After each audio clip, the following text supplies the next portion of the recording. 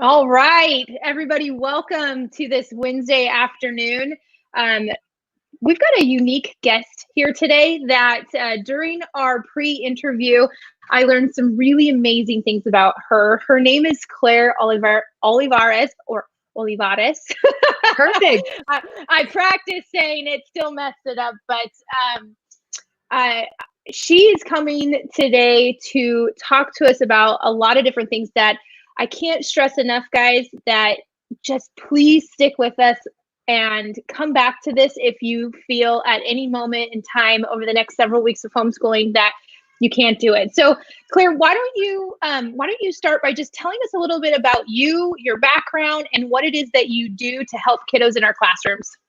Awesome. So, and you said my name perfectly. You did a beautiful job, by the way.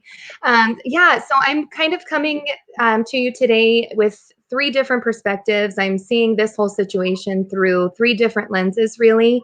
First and foremost, I'm a mother, and so I'm navigating homeschooling with my kids right now. My daughter is in preschool. And so it's an essential time for us to be learning, and it's a fun time, but it's also, there's some behaviors there without a doubt. And then my son is 2. So we're busy here at home, and I'm busy homeschooling them and navigating that. I'm also a consultant with Empower, and so that's why I'm on here today. So thank you for having us, and I love watching the videos where we've partnered with Empower to get tips. And then the third lens that I'm seeing this through is also as a teacher. So I'm coaching through Empower, but I'm also teaching myself. So I have a classroom right now, an online classroom full of 5th grade students that I'm working with. So. Which you prep for that, right? Like all your lesson plans, everything that was built for an online, Oh, environment. Yeah, not at all. And so it's definitely a learning experience. It's exciting. And I do, I feel really lucky that we're in an age where we're still able to communicate. I'm seeing my students daily, and that makes my heart happy and, brings me joy. But there are 100%, without a doubt, there are some struggles, and, we're working through them one day at a time.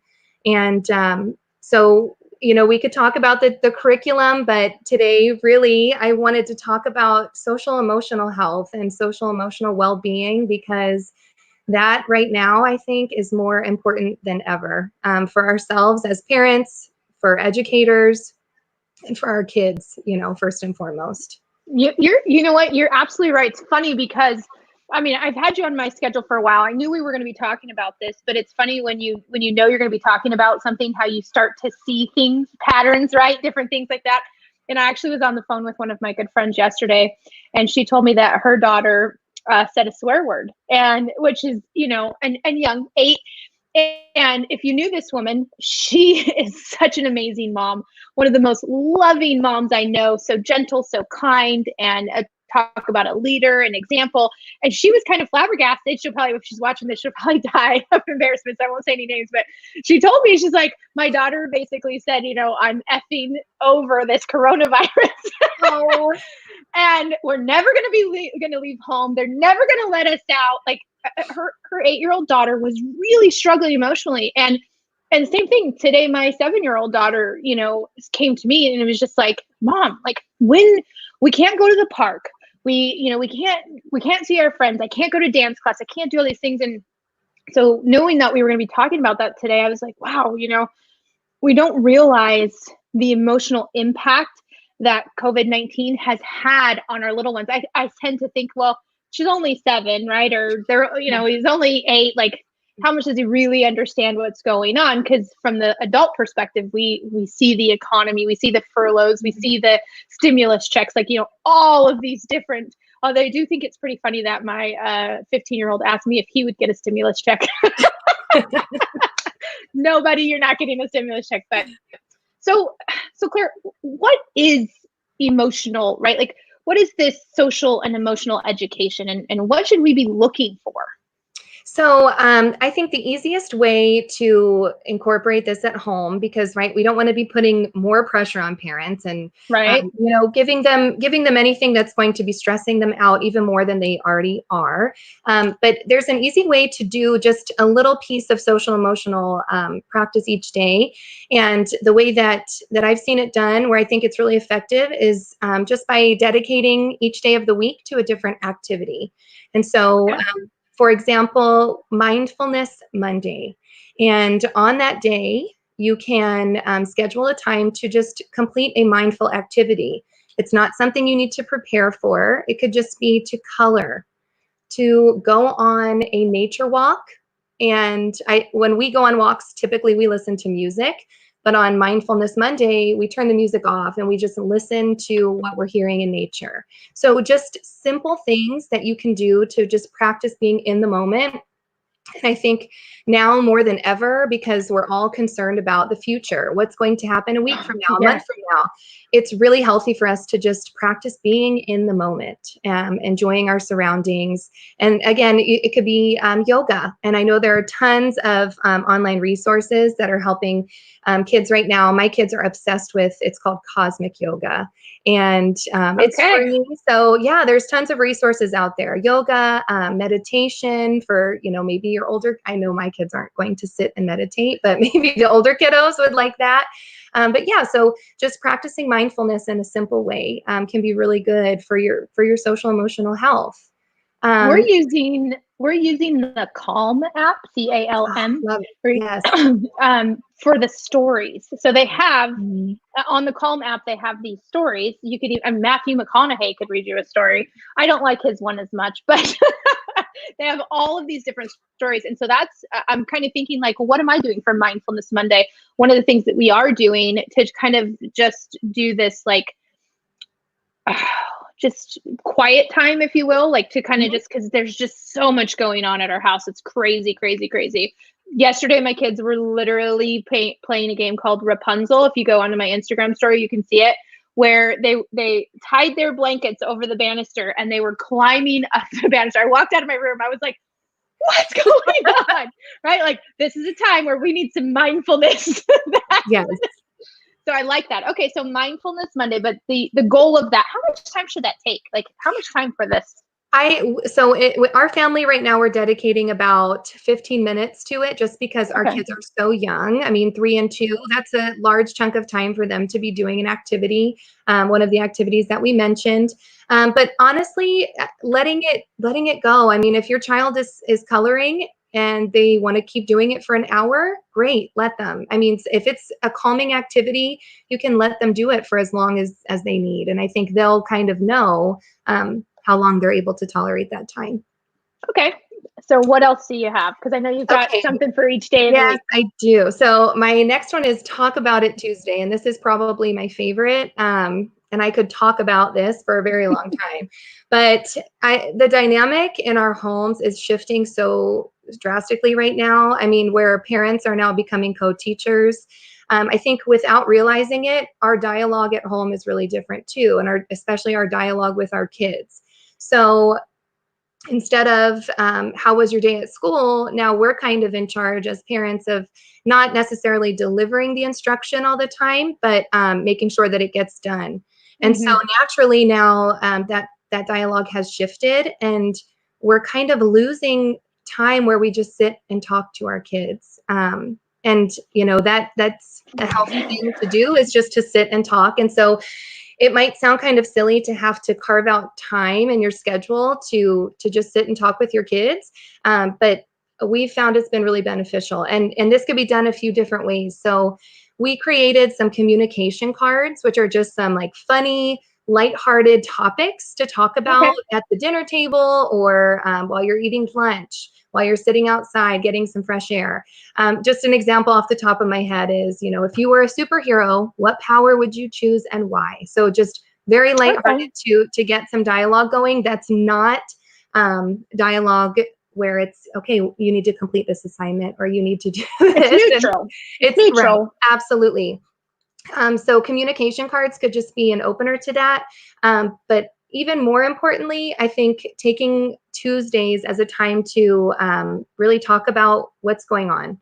I mean, like you said earlier with your younger kids, at first it's kind of, at least for me, it was kind of like, oh, with young kids, ignorance is bliss, right? They don't really understand what's going on. But as this continues longer and longer, they're noticing that there's a big change, right?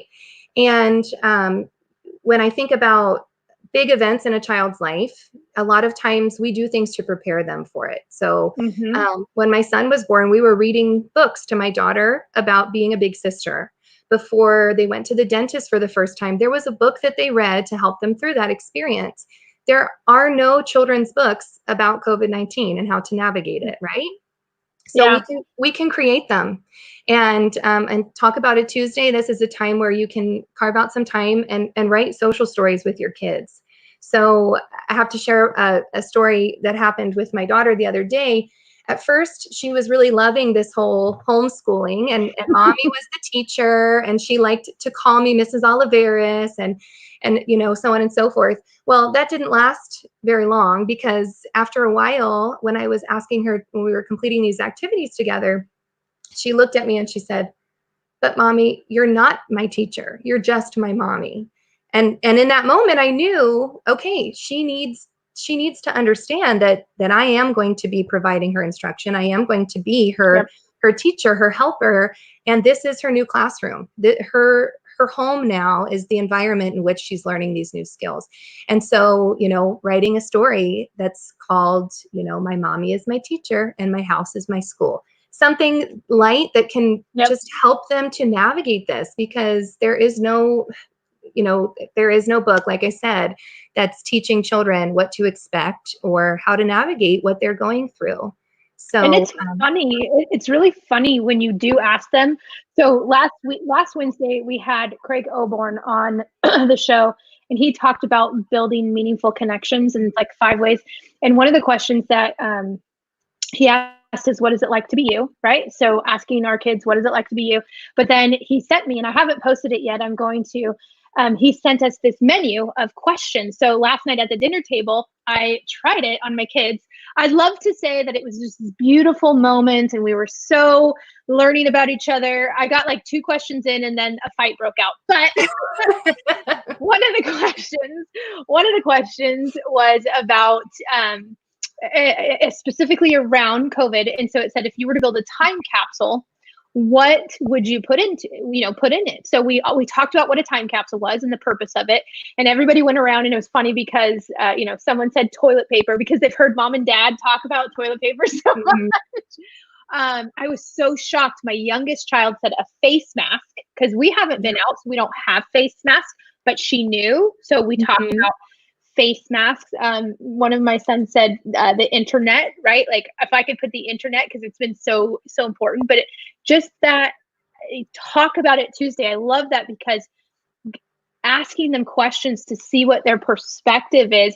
And one of them mentioned, he said he wanted to put all of his homework in the time capsule so he wouldn't have to do it because he didn't like homeschool. Oh, yes. But it's so important that we do talk to them and ask them. So I love that you mentioned you said communication cards. Is that what you called them? Yes. And we found stuff online. So just like questions, open-ended questions for kids.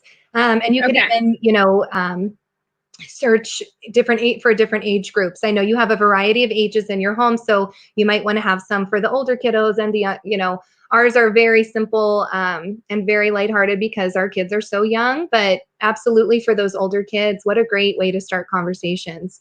So talk about it Tuesday. I know it seems kind of crazy that we want to carve time out and like say this is time where we're really going to talk, but I'm noticing just for my family that we have a lot of things that we need to talk about that are coming up, and it allows us to have time to do that when it's on our schedule. So yeah, absolutely. So tell me about Wednesday. So Wednesday is Wellness Wednesday. There's so much research out there that shows our physical and mental wellness are go hand in hand. And so this is just a day that we do something active. So again, it could be if you're more comfortable staying inside, of course, yoga, and you can find those things online, or a workout online. Go for a walk, a hike, whatever your comfort level is, a bike ride, scooter ride, but just to get some physical activity. And if you're able to do it as a family, even better. But yeah, definitely just, and if you're doing that every day, I know a lot of families have that as part of their daily routine. Maybe Wednesday is the day where you just kick it up a notch and go an extra mile, or, whatever it may be. Something, absolutely. I love it. And Thursday, okay, we're going to get into my two. I said Tuesdays were one of my, I love all the days, but Thursday and Friday just have a special place in my heart. These are two that actually I tried to carry on because my students, my fifth graders currently, we did this in our classroom, and this was something that they said they were missing. So, Okay. Kids are missing that sense of community without a doubt. And so Thursday and Friday really stem from that, from building that sense of community. Thursday is Thankful Thursday. And so Thankful Thursday. So some different activities could include drawing a picture for our essential workers, writing a letter to somebody that you know that is in the healthcare field, just jotting down a list of things that you are grateful or thankful for, and maybe sharing those with somebody. I think jotting them down is really powerful, but when you say them aloud, it is even more so. It just shows it. There's so much research that shows how we program our brain, right? Mm-hmm. When we reprogram our brain when we talk about our gratitudes and our thankfuls, and right, like just being able to write it down, say it out loud. It shifts your mindset, it shifts your moods, and teaching our kids these things at a young age. I'm with you, sister. It is so important to just look at what we can be grateful for and thankful for, even when things are really, really hard. Absolutely. Absolutely. And then Friday is Pay It Forward Friday.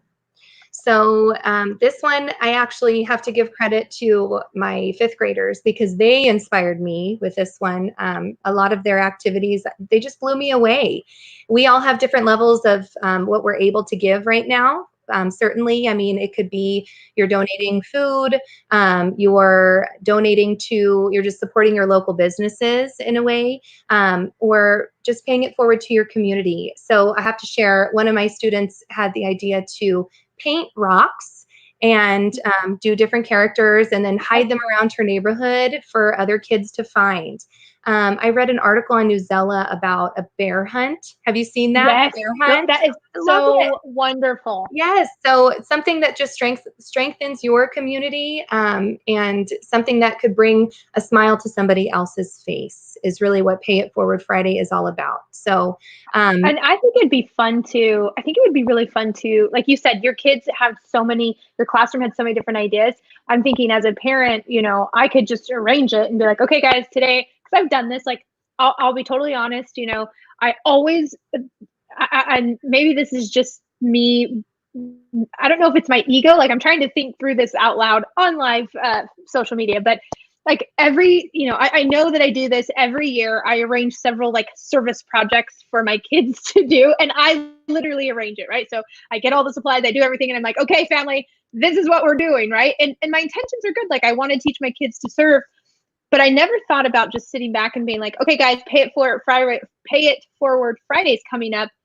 What should we do? Like, engage them and let them see like what's really important to them and how we could impact their world, rather than me just kind of trying to push my own agenda of service and trying to teach them to be, service-minded individuals.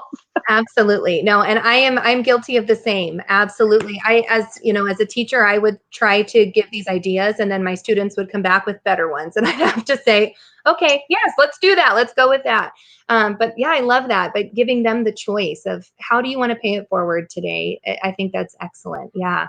So who knows that's what really, they come up with too. Mhm. So Yep. many So ideas.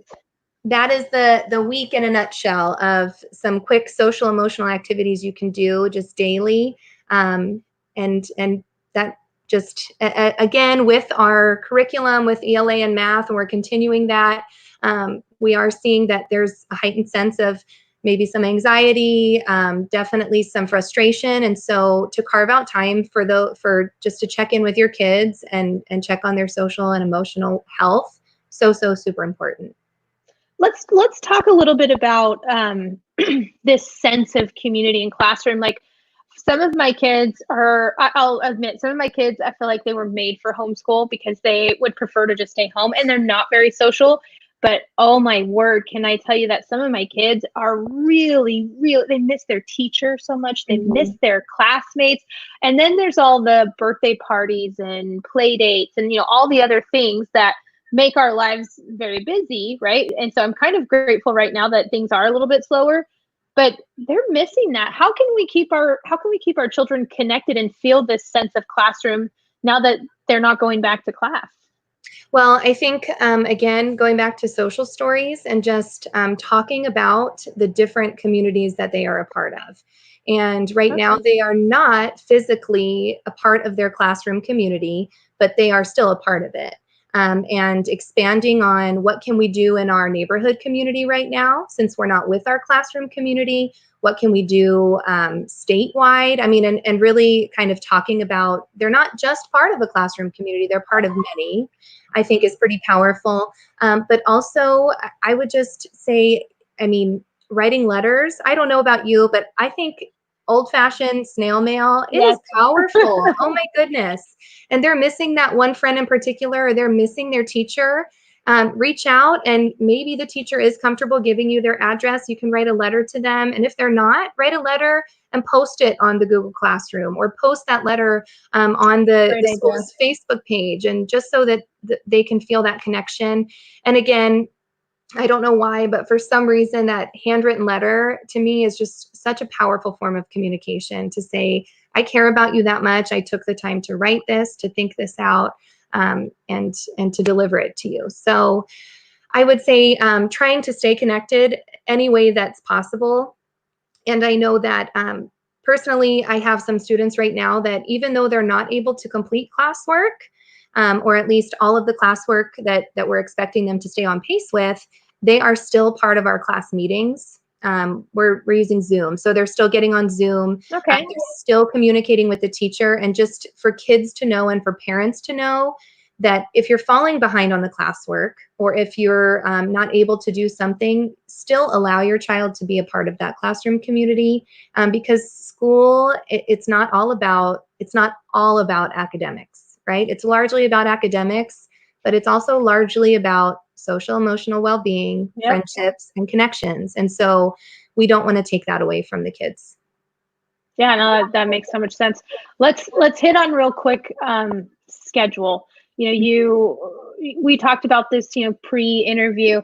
How important is it that we have some sense of, I mean, it's funny, like I have meetings, so I know what day it is because I still have a calendar, but some of my friends are joking. They're like, what day is it? I don't even know what day it is. It's Groundhog Day. It just feels like the same day over and over and over again.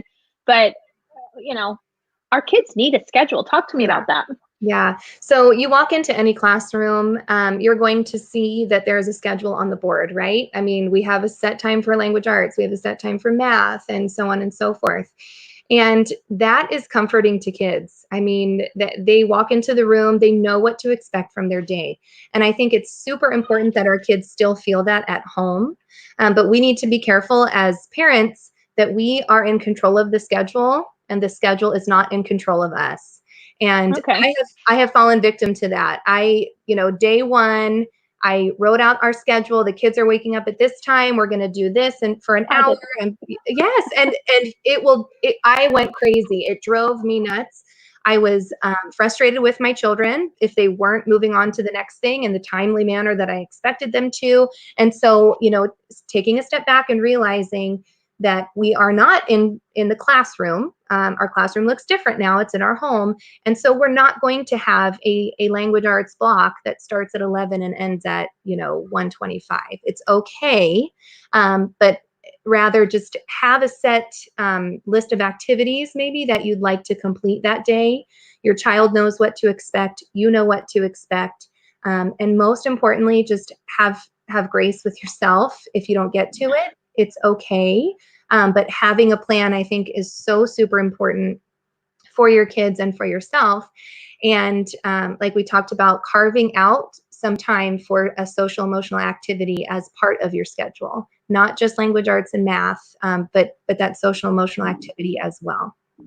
Well, I just think about I think about the things that when my kids come home from school that they're really excited about. It's like it's Flashlight Friday, or it's Free Share Friday. It's always on a Friday, right? But like they look forward to certain activities, and I know that the teachers would put so much emphasis on an apple project, right? In first grade, when you learn about Johnny, or maybe kindergarten, Johnny Appleseed, and you do that whole apple experiment, and you do all these different things, and but the kids know about that because the teacher is basically future pacing it, right? Like, here's what's going to happen next, and that comfort of knowing. And exactly like you said, like, I only got to get through the next 15 minutes of math, and then we're going to a computer lab, or we're going to lunch, or we're going wherever, right? We're going to specials. When they can see and experience that, it sets them up for success. And I've seen the behaviors go down when I write my schedule and I post it up. So they get two schedules at our house. They get mom's schedule and they get their schedule. So mom's schedule's for, like, I would call this a hard appointment. It's not flex time, right? Like, we was joking with Claire that I have a lock on my door. There's two people out there with my kids, so I don't have to stress out about them coming in. I know you guys would forgive me if they did, but they know mom's schedule, and they'll say, okay, mom's off a video call. And then I even write down who's on my hit list of who needs help with homework, right? So if it's a day like this, in fact, I already know it's Julia. So, and it's right here. So we are set up. We are set up. And she knows her time block for some one-on-one help with mom, and that eases her, right? Yes. But then, like, tomorrow our expectations in the Jenks home is very low for schoolwork. We preload Monday, Tuesday, Wednesday, and then we finish up on Friday. Thursday, our expectations are super low because my husband and I have a very busy work schedule, and I just knew, I was like, I'm not gonna drive myself crazy trying to homeschool on Thursdays. It's just not gonna happen. Right. And we're also noticing, so I joked about this with Jenny a couple weeks ago when we talked about teenagers. Like, I legitimately was like, okay, my teenagers are going to be up. I'll give you the illusion of choice. I just want them to be up by, working by 8:00, because they would have already been at school. Right. So I was like, if they're up by 8, well, that totally bombed. Our teenagers slept until like 12 and 1:00. I could not get them up. I could not get them to participate. Well, now we're 4 weeks into it, and they are getting up. My 15-year-old waking up at 7. By 8:00, he's kind of moving and grooving, and then he's able to help out. But I love the idea of having a schedule, but being flexible enough that you don't drive yourself crazy. Absolutely. Yes. So I had to take the times off of my schedule completely because I was driving myself crazy, and I thought, okay, does it really matter if we're spending exactly 60 minutes on this, or do I just want them to try it today? And so we've got to be flexible, and we've got to be we've got to be willing to change things as needed, and it's all good. There's no handbook that tells us how to do this, and we're just all doing the best that we can. And, we're taking it one day at a time, for sure. Okay, so I have a question for you that's come up, and this is not something that you and I prepared in advance. So if I throw you totally off the loop, I apologize. But so when it comes to, oh no, I just forgot the question. Oh no! And I was dying. I was like, oh my gosh, what's it gonna be? It'll come back to me. It was a question that several moms. Oh, that's right. Classroom routine. Thank you. It came back to me. Nothing like losing your train of thought on Facebook Live and YouTube Live. Okay, so several of the people that I coach and just moms that I'm talking to in general, one of the things they're saying is like, okay, Christy, we're watching these videos with the Empower consultants, and we're taking the things that they're saying, but my kid just doesn't listen to me. My kid won't do it. They won't. And I remember I'm like, tell me about classroom routines. How long does it take for a teacher in a normal environment in their classroom? How many weeks does it take for them to get into a classroom routine? And what is a classroom routine? To be quite honest, it takes the entire school year, because if you, and this goes along with coaching teachers too, you've got to, you have to have clear expectations, and those are delivered, right away. But they're also, we have to spiral it all year long, because it's practice makes perfect, right? And there's no secret amount of time where, oh, we're 3 weeks in, we're 4 weeks in, my kids have got it down. It is a constant, sometimes daily, sometimes weekly. We're practicing this procedure. We have to review the expectation. And yeah, so those classroom routines, they are all year long. Yep. So It's so not doing this for magic. how many weeks? Give yourself some grace, and yes, it's okay. And I absolutely understand what you said about some moms sharing that, that they're seeing the parent as the parent and not the teacher. I mean, I shared with you, my daughter said that to me verbatim. She said, "But you're not my teacher, you're my mommy." And so again, when you think about, you have to have a deep talk about that. And yes, in a way, ignorance is bliss. And if you have really little kids, we don't need to go into the depths of everything that's going on, but we do need to explain to our kids that right now, mommy is the teacher, and this is why. And having them help you to create that dialogue and create that story is a really powerful thing. So yeah, so don't give up. That's kind of what I've been telling people. Don't give up. They're gonna test you. And I even said this, I think I even said this on one of my previous interviews. Our routine is in the morning. I'm trying to, for whatever reason, my kids think that not going to school equates not having to shower. And so I keep re-stressing, like, we have to shower. So our routine is like, you get up and you get breakfast and you shower, and then we get started on schoolwork. No Xbox.